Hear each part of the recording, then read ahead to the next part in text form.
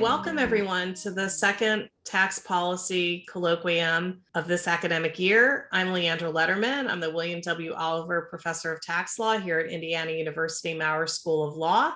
And I'm really pleased to host today Professor Clint Wallace, who's going to be speaking about his very interesting paper, The Democracy Criterion for Taxation. So let me go ahead and briefly introduce him. Clint Wallace is an associate professor of law at the University of South Carolina Law School, and he's an award-winning teacher there. Before he joined the South Carolina faculty in 2017, he was an acting assistant professor of tax law at New York University School of Law, and he also has worked as an associate at the law firm of Kaplan and Drysdale, where he provided advice on various aspects of federal income taxation to individuals, businesses, and exempt organizations, with a particular focus on U.S. international tax issues. And previously, he served as speechwriter to a U.S. senator and to the governor of the state of Michigan, and he worked on various federal and state political campaigns.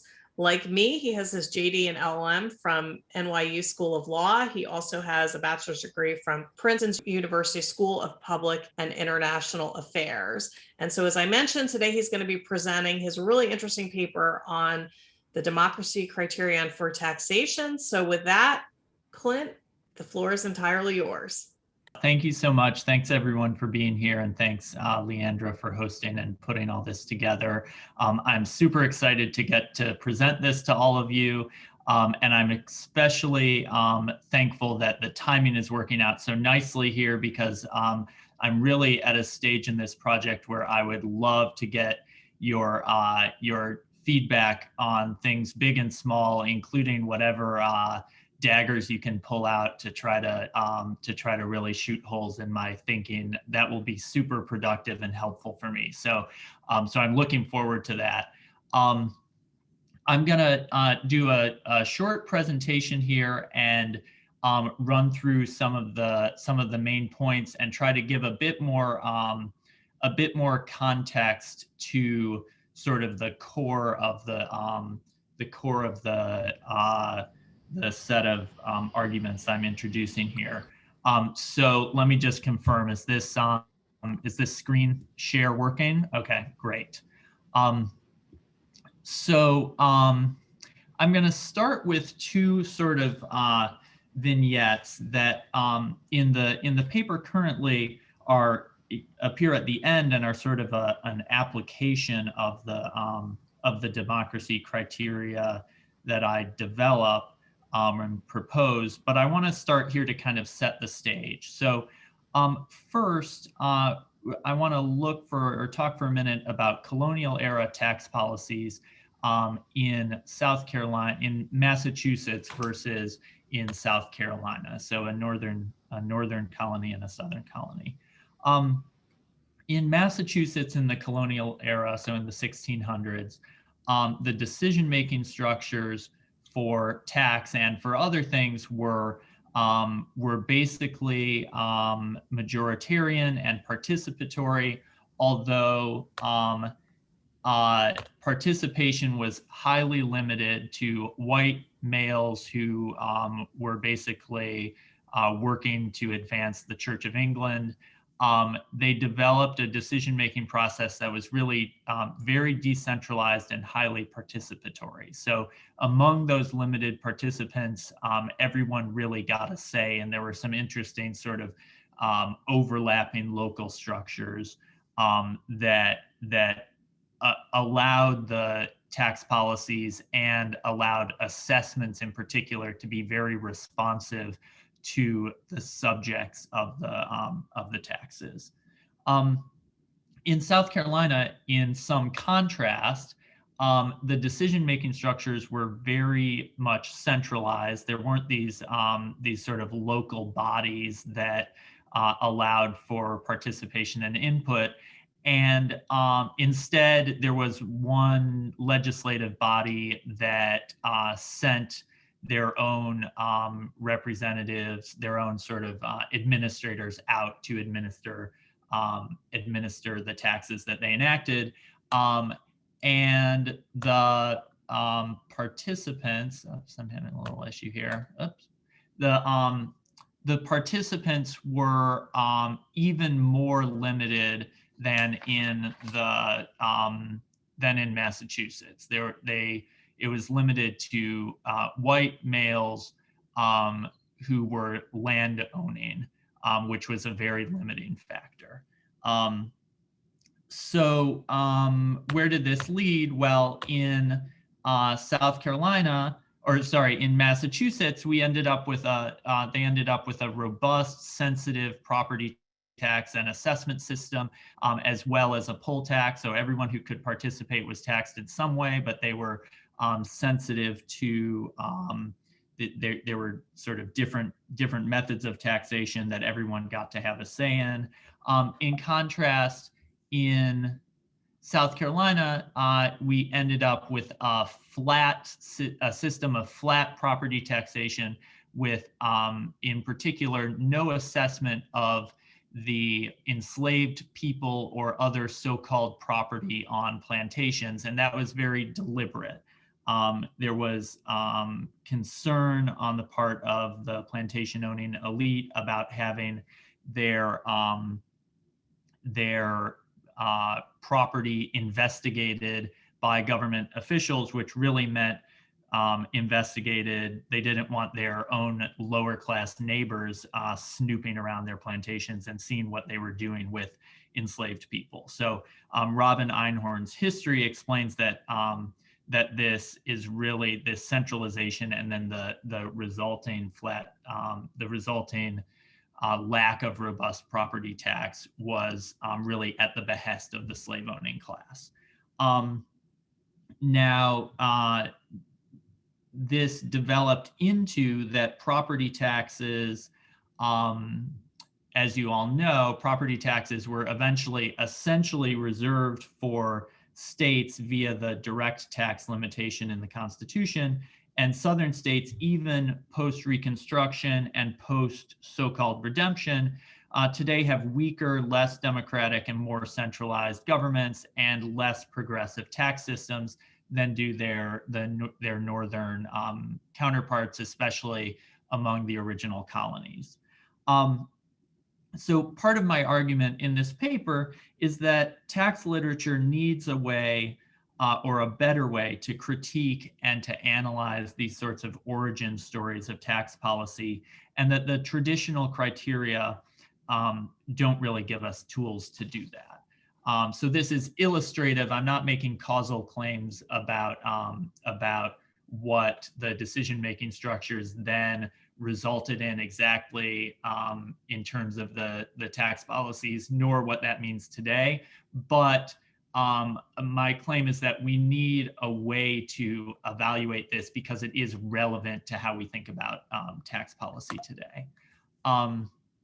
Okay, second vignette is the Jobs Growth Tax Reconciliation Act of 2003, which is probably more familiar to some of you than others.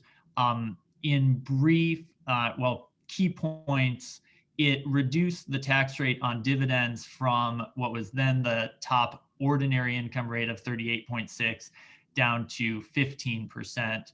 And it reduced the tax on capital gains down to 15% as well. The key contribution here was that it created this category of qualified dividends that today is still taxed like at the preferential rate on capital gains. Now, interestingly, to me, this legislation just barely made it through on the skin of its teeth. And we did some analysis of the vote, and in particular, the voters who elected the senators who then supported this tax act. And we tallied up the number of votes that senators received on either side. The vote in the Senate was 50-50, and the 50 senators who voted in favor of this legislation received in their preceding elections 45 million sum total votes, compared to the 50 senators who voted against received 54 million votes. So this was a version of what you might call counter-majoritarian legislation. Further, because it was a 50-50 tie, the tiebreaker, of course, was then Vice President Dick Cheney. And as many of you remember, or everyone knows, the tally in the 2000 election was that the losing Democrats had about 500,000 more votes in the election than did the winning Bush-Cheney ticket. So the tiebreaker was also someone who ended up in office with support of less than a majority of voters in the preceding election. What did this give us? Well, this was part of a trend of increasing inequality that was fueled, at least in part, by tax policy. Some of this stuff is familiar, but you have this from 2003 onward, a continuing trend of the gap widening between the top 1% or top 5% or top 10% and the median and lower half. That's fairly well documented. This was not, I'm not making any claim that this legislation or counter-majoritarian action was decisive in this. It was just part of this theme of increasing inequality. And this legislation in particular prompted a round of dividends. And just sort of rough math, the guy on the left, Bill Gates, saved about $1 billion in tax liability from this reduced dividend rate. Microsoft issued dividends starting in 2003 and did some really dramatic, enormous dividends after this legislation was enacted. And Steve Ballmer, the guy on the right, saved at least 300 million. They today are still among the top 10 or 15 richest people in the world. Again, tax scholarship, my argument here in part is that democratically legitimate tax policy calls for majoritarian tax laws and calls for tax laws that promote democratic effectiveness. And this widening inequality gulf, which this counter-majoritarian legislation contributed to, had significant implications for how our political system has shaped itself and come to function over the past 2 decades. So again, tax scholarship doesn't have the vocabulary or set of analytical tools to really confront this. And the fact that significant aspects of how we tax or do not tax the wealthiest and highest income people are due to decisions made, the fact that that is due to decisions that might be made without majority support could be a consideration in tax policy reform, or at very least, the democratic implications of those sorts of tax policy decisions should be something that we are discussing in regular mainstream tax policy, but are not currently. So now I want to step back and set up a little more of what I'm trying to confront in this paper with those examples in mind.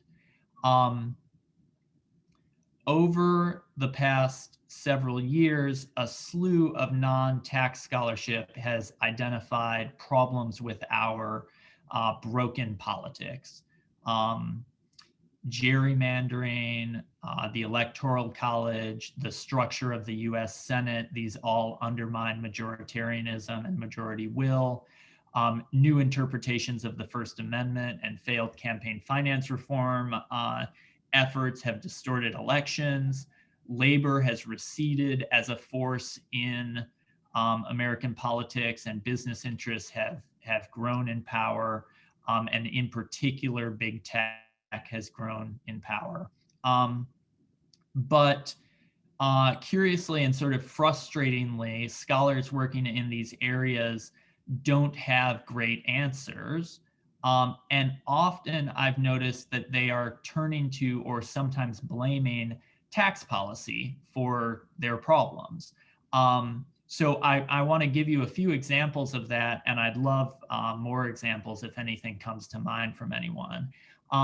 First, in the political law and campaign finance area, there's this great article forward by Darrell Levinson a few years ago, and he says, he wrote, I'll quote him briefly. He said, if the goal is equalizing the political power of disadvantaged groups and interests, the tax system, along with social welfare policy, anti-discrimination statutes, antitrust statutes, financial services regulation, and labor law, may be every bit as relevant as the law of democracy, and much likely more so than the separation of powers.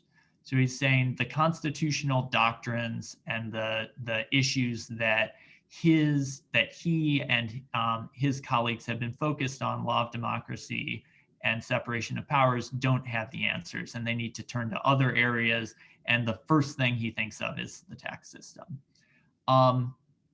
He also points to organized labor. And in that area, a recent article by Kate Andreas and Ben Sachs suggests a bevy of things that they think could be done to reinvigorate the labor movement in America. And the article is just chock full of suggestions that rely on the tax code and tax policy. So they have deductions to encourage and enhance worker organizing, and credits to assist with that sort of work. And they want to have categories of organizations under the tax code that are sort of facilitate worker engagement. So they're turning to and relying on the tax system. On a slightly different note, in the antitrust area, Lena Khan has this groundbreaking article or note on how Amazon sort of confounds current antitrust law. She noted as sort of an aside that a huge explanation for Amazon's advantage as it grew over the course of 15 years was that it got about an 8 to 10% price advantage on all of its sales because of the state of enforcement of state sales taxes. And that has to do with the Dormant Commerce Clause and also sort of lagging state enforcement. But she kind of says, there's part of the story of Amazon's rise is just simply a bad tax law story, not so much she doesn't say not so much, but in addition to this antitrust story that she's focused on. So in short, the tax system is central to some of these scholars' kind of desperate calls for help in other areas of law that are more consciously focused on democracy. But in my view, and part of the argument I'm making here, tax isn't really oriented to answer this call at the moment. Now, why is that? Well, what the tools, or the sort of main analytical tool that tax scholars and the tax system brings to the table to respond to these types of inquiries or issues is equity analysis. And economists sort of use equity analysis as the place where they want to put any and all unquantifiable welfare considerations. So anything that's not efficiency, some economists would say, well, that's part of equity. But equity analysis leaves something to be desired. And I want to talk about first how some scholars have tried to bring democratic considerations into equity analysis, and then talk about why I think that's not sufficient. A few scholars, most prominently Jim Repetti, but also others, have been on the case here. so to start, Jim Repetti and Ari Glogauer both have advanced arguments that wealth inequality gives the wealthy an outsized influence in politics, and that inequality harms the democratic process. Ari's paper, which was from 2019, I think, introduces this idea of a relative economic theory, a relative economic power theory, where he sees imbalances in economic power that lead to social dominance. And that's because, in his view, and he has some political theory and sociological research that supports this, economic power has become a prerequisite for social and civic participation. So economic dominance leads to an unequal distribution of these non-monetary goods. And Jim makes made a similar case a decade or more before that this sort of confluence of wealth,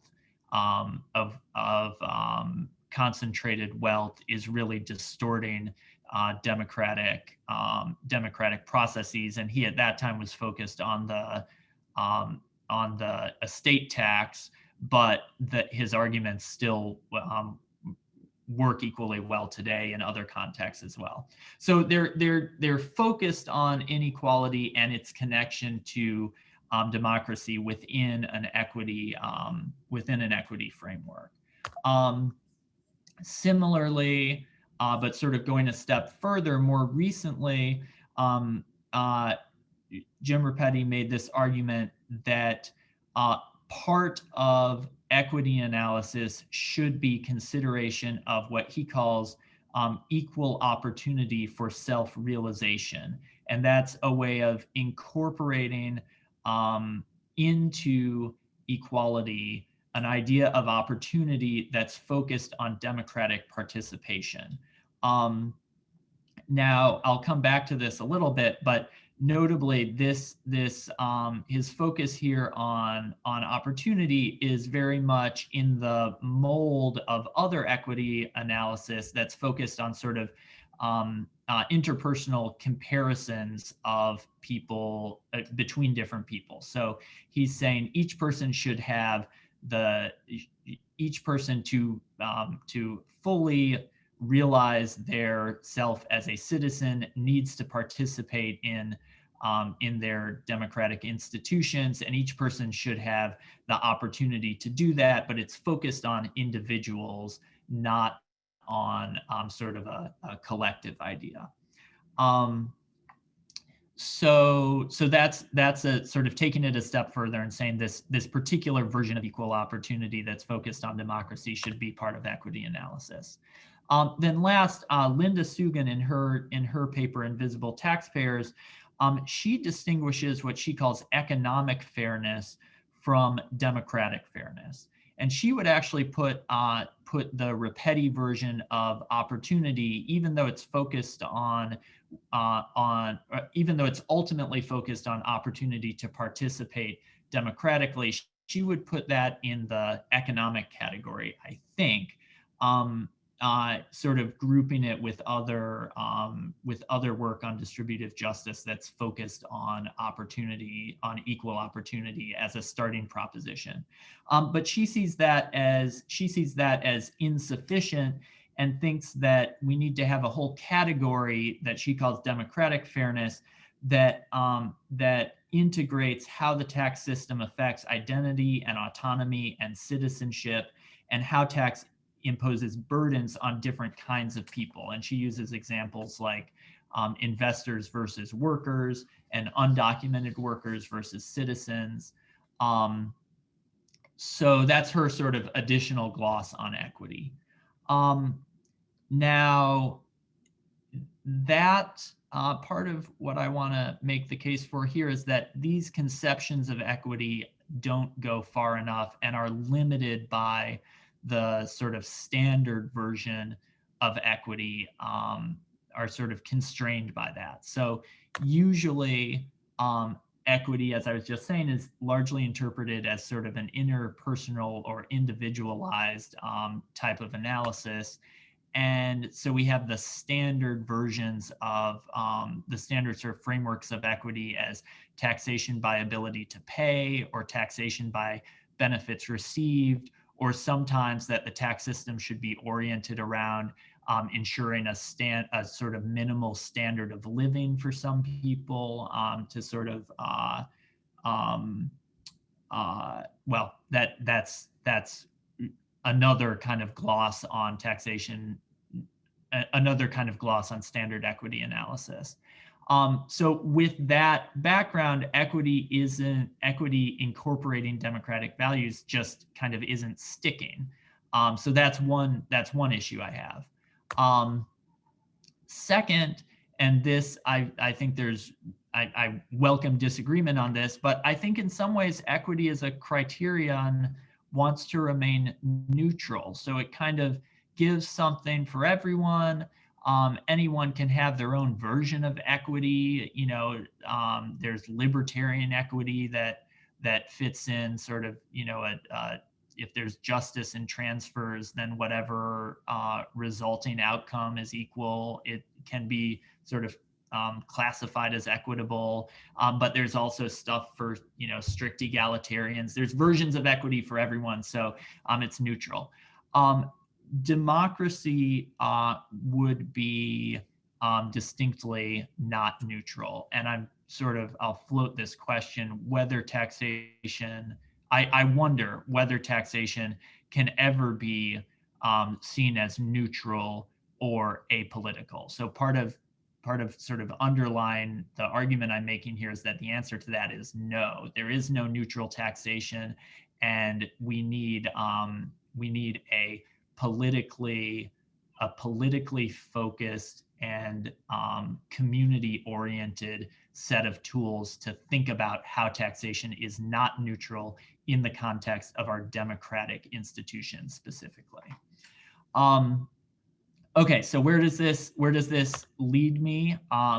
These are some graphics that my wonderful RA Julian, who's on the call here, helped me find. These are obviously tax graphics.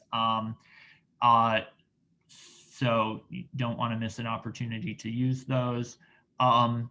My paper responds to all of this and represents sort of a next step in the things I've been thinking about over the last several years. So in the work I've done leading up to this, I've found really weak links between democratic theory and tax scholarship. And I think that that's sort of left tax scholars working with a pretty thin and sometimes misguided notions of what democracy demands of tax and what tax demands of democracy. So in this paper, I'm trying to broaden the frame by arguing that taxation should be designed to enhance democratic governance, and that tax laws and policies should be evaluated based on the extent to which they accomplish that and the extent to which they are a product of democratic decision-making.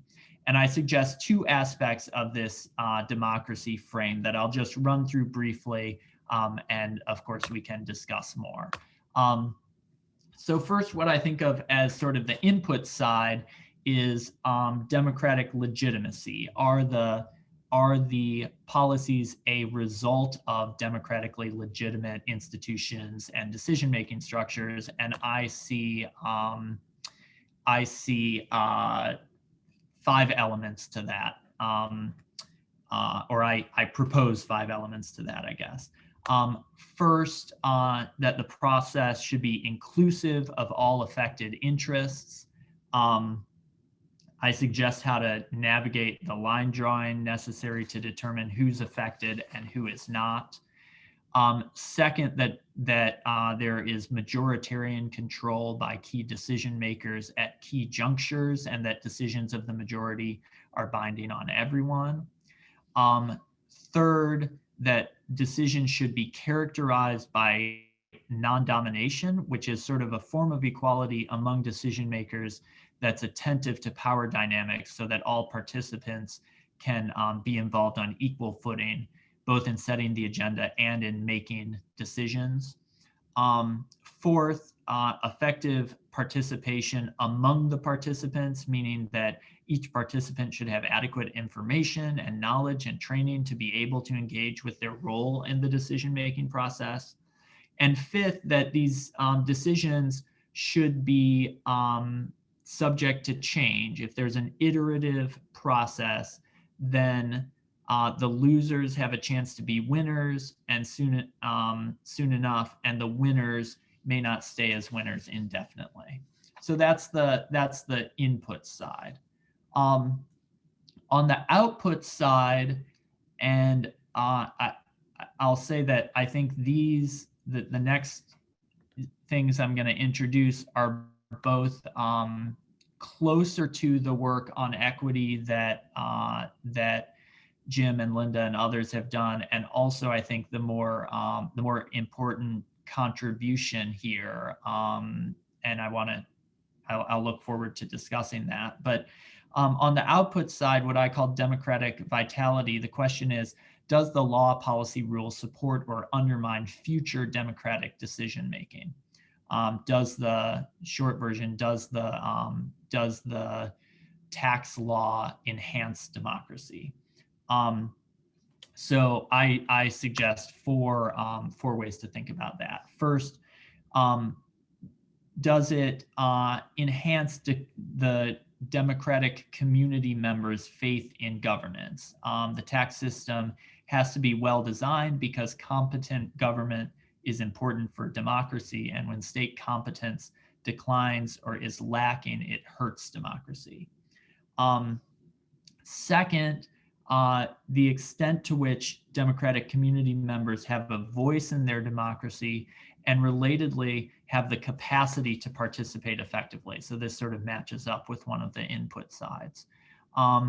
Third, whether the democratic government is one that's prone to domination, and whether the tax system allows or promotes the accumulation of undue power in the society. So this is echoing Ari's argument in some ways, but building on that, and also again mirroring one of the democratic legitimacy inputs. And then finally, the extent to which the tax system promotes individual liberty and autonomy, which can be seen as prerequisites to effective democracy, at least in the liberal mold. So that's the framework that I propose, and I'm interested in comments, questions, feedback on all of those topics, or on everything there. And I want to finish by making one last sort of general point. My hope for this, and I'm going to stop screen sharing. My hope for this is that for this project is one to more to help center democratic considerations in tax policy discourse, which I think the standard equity analysis, despite valiant efforts, particularly recently, has not yet done. And two, to advance this conversation about what kind of engagement we should hope for or expect or want out of tax policy, thinking about and responding to these other areas of scholarship where people are saying we need tax to help with these democratic deficiencies, with these democratic problems. We need the tax system. So to sort of advance a version of tax policy analysis that can be responsive to that in an organized way, which my feeling currently is that we aren't able to do that. So with that, thank you for humoring all of that. I appreciate it, and I'm really excited to get to questions and stuff.